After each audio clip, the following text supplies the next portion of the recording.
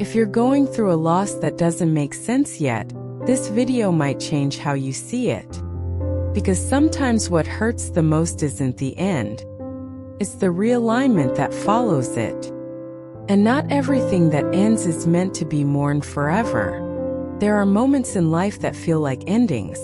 Moments that arrive quietly or all at once, but leave the same imprint behind.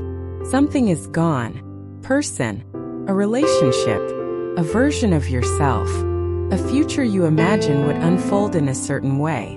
And in those moments, the mind immediately labels the experience as loss. Loss feels heavy. Loss feels personal. Loss feels like something has been taken away. But what if that interpretation is incomplete? What if some of the experiences we call loss are not signs of failure, punishment, or bad timing, but signs of alignment quietly taking place beneath the surface? To understand this idea, we need to move beyond surface-level positivity and look deeper into how the psyche, the unconscious, and emotional identity respond to change. Because loss is not only an external event, it is an internal reorganization. Carl Jung believed that life unfolds according to patterns of psychological development, not comfort. He observed that the psyche does not prioritize happiness in the short term, prioritizes wholeness, and often the movement toward wholeness feels destabilizing before it feels right. From this perspective, loss is not always a mistake. Sometimes it is a correction. When something leaves your life, the first response of the ego is resistance. The ego wants continuity. It wants predictability. It wants to protect identity as it currently exists. So when a relationship ends, a role dissolves, or a dream collapses, the ego interprets this as threat. But Jung made a crucial distinction between the ego and the self. The ego is concerned with control and familiarity. The self, which represents the totality of the psyche, is concerned with alignment and integration. And the self often initiates changes that the ego would never choose on its own. This is where the idea of alignment begins to take shape. Alignment does not mean everything feels good. It means your inner world and outer life are slowly being brought into coherence. And coherence sometimes requires letting go of structures that no longer match who you are becoming. The law of attraction is often misunderstood as a system that rewards positive thinking and punishes negativity. But a more accurate interpretation is this: your life reflects the relationship between your conscious intentions and your unconscious readiness. When the two are misaligned, friction appears. Louise Hay spoke extensively about this inner relationship. She emphasized that experiences do not happen to us randomly. They reflect beliefs, patterns, and emotional agreements stored in the subconscious.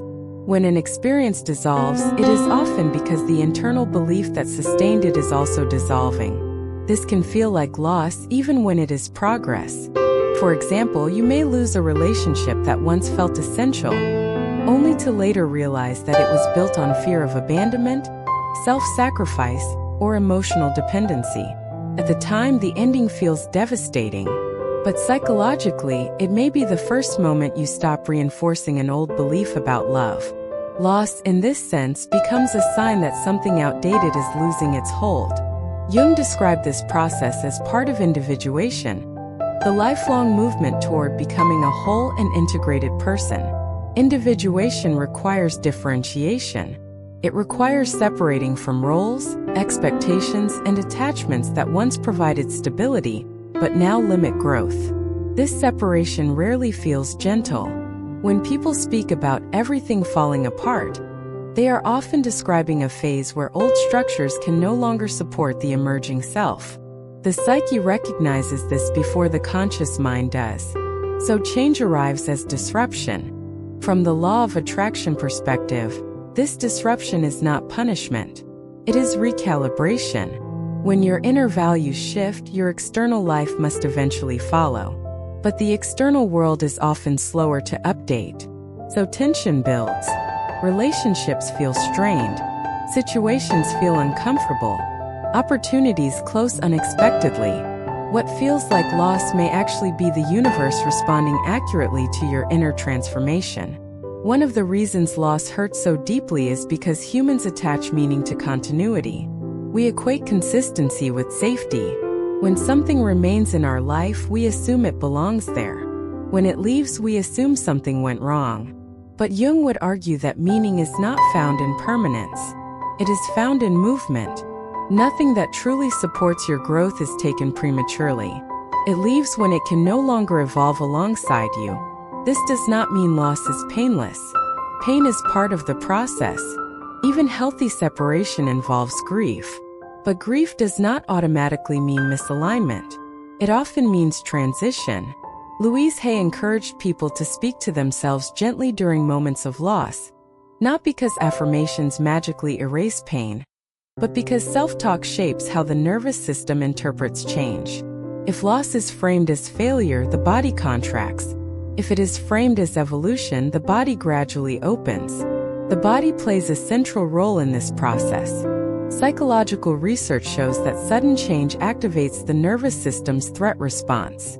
This is why loss feels overwhelming even when, logically, we understand that something was not right for us. The body has not yet caught up to the mind. This is also why forcing positivity during loss can be harmful. Alignment does not require denial. It requires presence. Carl Jung warned against spiritual bypassing long before the term existed. He believed that avoiding the emotional reality of loss only delays integration. The shadow, which contains all the parts of ourselves we would rather not face, becomes louder when ignored. If loss triggers anger, sadness, or fear, those emotions are not obstacles. They are information. They point to attachments, expectations, and identities that were invested in what has now ended. The question is not whether you should feel grief. The question is whether you allow grief to inform growth rather than define identity. When loss occurs, people often ask, "Why did this happen to me?" But a more useful question might be, what version of me is no longer sustainable? Loss often removes environments where you were performing rather than being, where you were adapting rather than expressing, where you were shrinking to maintain connection. Alignment asks for authenticity, not endurance. From the law of attraction standpoint, alignment occurs when your inner values, emotional state, and external actions resonate with each other. If you have outgrown a situation emotionally but remain in it physically, the dissonance creates friction. Eventually, something gives. This is why some endings feel sudden. The internal shift happened long before the external one. People often say, "I didn't see it coming." But in many cases, the body knew. The intuition knew. The discomfort was already present. The ending simply made it visible.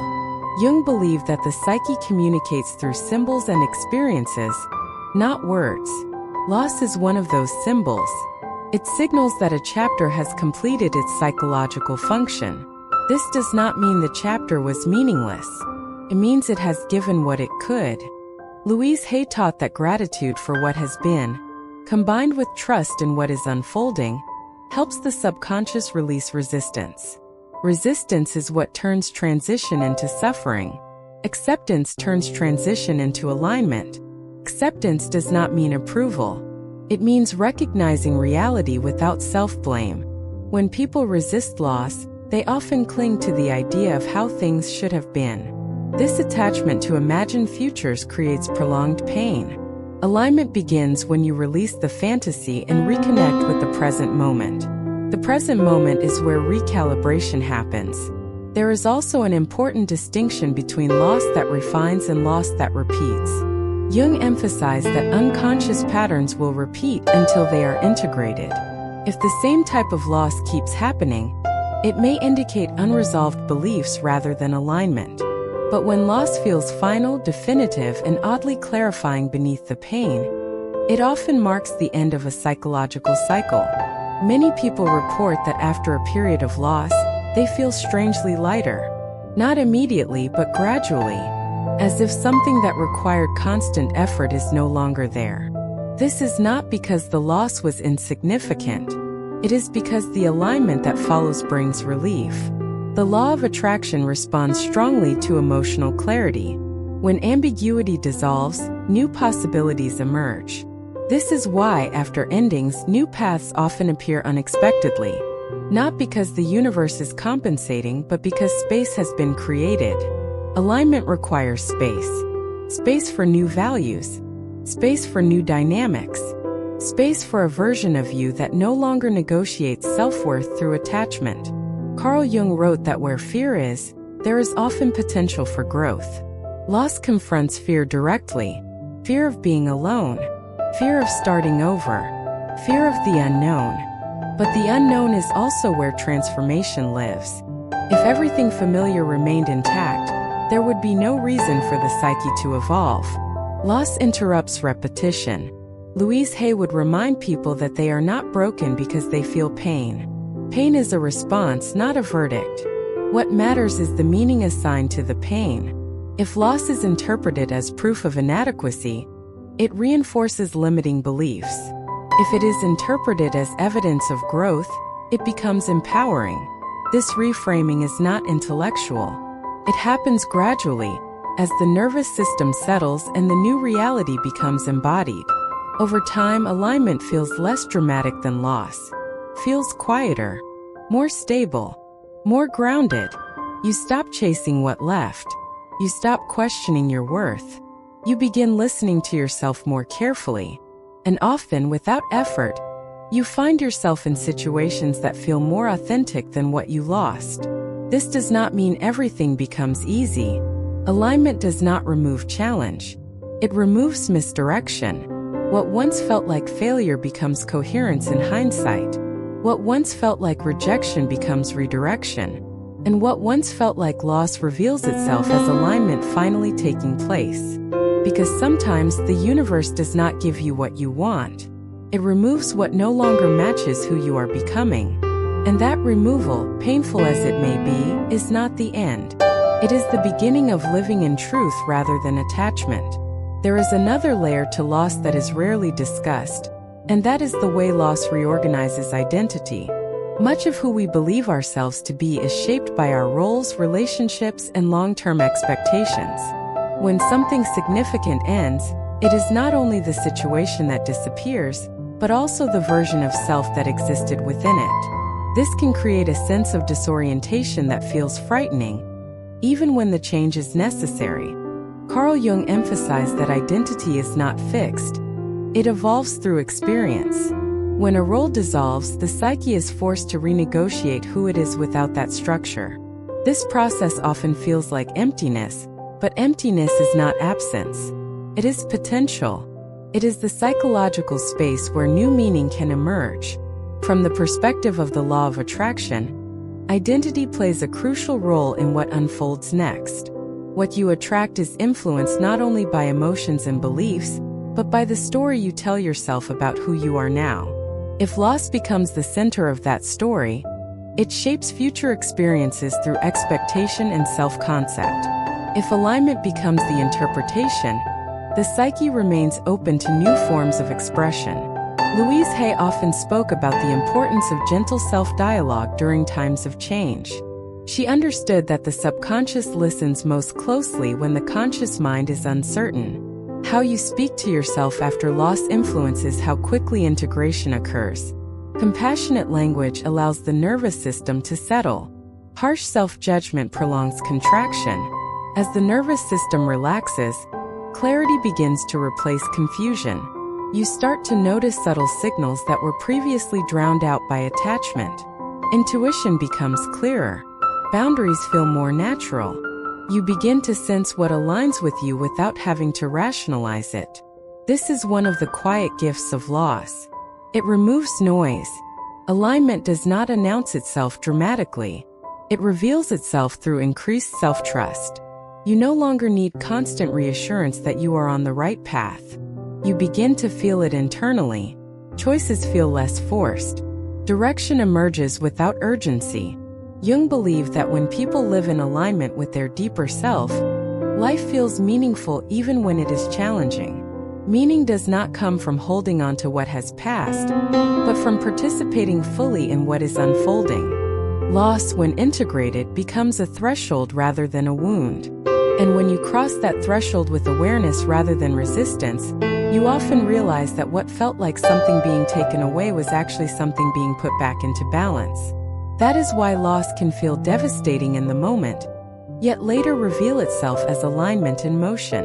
Not because it was easy, but because it was necessary. If this message resonated with you, take a moment to like this video and subscribe for more gentle reminders of your inner power.